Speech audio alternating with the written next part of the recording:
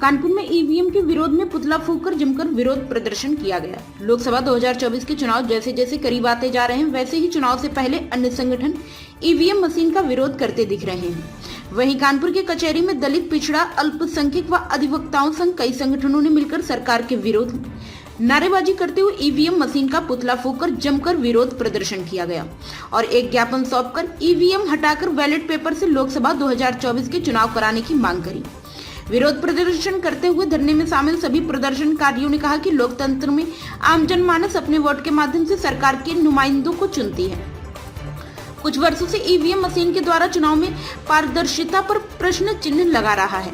भारत ही नहीं, विश्व के तमाम देशों में ईवीएम मशीनों से निष्पक्ष चुनाव कराया जाना संभव नहीं है। वर्तमान में केंद्र में जिस पार्टी की सरकार है, वह पार्टी भी जब विपक्ष में थी तब उस पार्टी ने भी ईवीएम मशीन पर प्रश्न चिन्ह लगाए थे।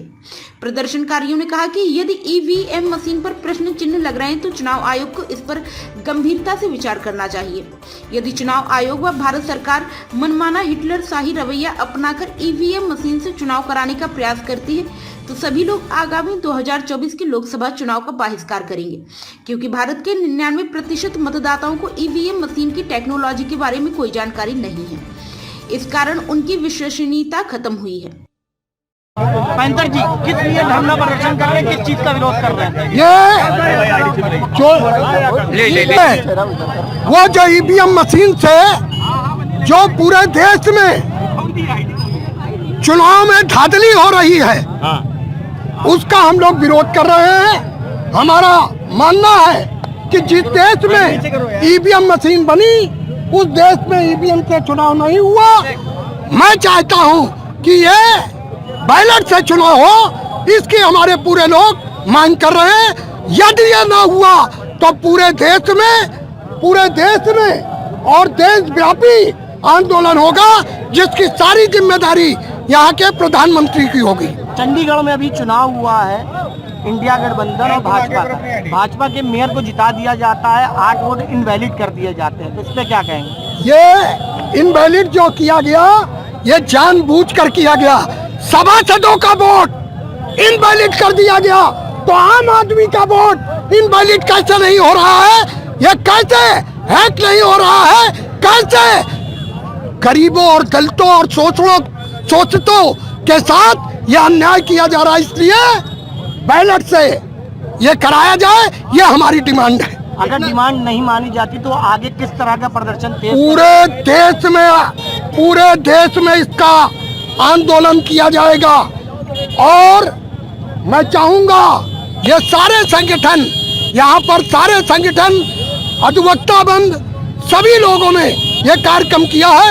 मैं तो एक कटना सा सिपाही हूँ, मैं बराबर इस आंदोलन को करता रहूंगा। आज के प्रदर्शन में कितने बात भी जो ईवीएम मशीन उसके फायदेमंद है।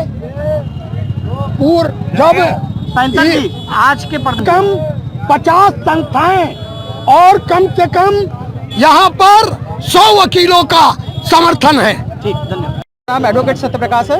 सत्यप्रकाश जी, किस बात का आज प्रदर्शन चल रहा है और किस चीज का विरोध कर रहे हैं? हम लोग ये ईवीएम का विरोध कर रहे हैं, क्योंकि ईवीएम के माध्यम से जो इलेक्शन हो रहे हैं, हम लोगों की ये मांग है कि अब की बार का जो इलेक्शन हो 2024 का, वो ईवीएम पे ना करा करके बैलेट पेपर पे करवाया जाए। क्योंकि इस संगठन का सबसे पहले विरोध करने वाले हमारे सीनियर सुप्रीम कोर्ट के अधिवक्ता भानु प्रताप जी, महमूद प्रचार्य जी, मलिक साहब, सारे अधिवक्ता एक समाज होकर के एक इकट्ठा हो गए, जो पूरे देश को जागरूक कर रहे हैं और ये मांग कर रहे हैं कि अब की बार ईवीएम पे इलेक्शन नहीं होना चाहिए, बैलेट पेपर पे होना चाहिए।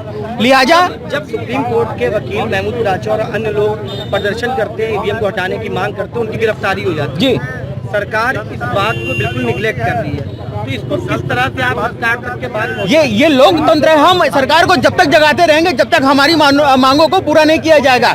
हम लोग, ये लोकतंत्र है और जनता ने ही सरकार को बना करके खड़ा किया है और जनता की बात माननीय सरकार को माननी पड़ेगी और माननीय योगी जी को भी माननी पड़ेगी, क्योंकि ये जनता की मांग है कि अब की बार जो इलेक्शन होना चाहिए वो बैलेट पेपर पे होना चाहिए।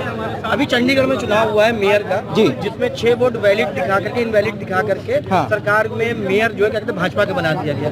ये आपके सामने उसके परिणाम सामने है कि जब इतनी धांधली अभी आपके सामने निष्पक्ष होकर के आ रही है तो आगे चल करके कितनी होगी बड़े चुनाव में क्योंकि देश की सत्ता की जो रास्ता जो गलियारा जाता है वो हमारे उत्तर प्रदेश से होकर के और बिहार से होकर के गुजरता है लोग दिल्ली में जाने के लिए। तो लिहाजा हम लोगों की पहली मांग यही है कि अब की बार बैलेट पेपर पे होना चाहिए चुनाव।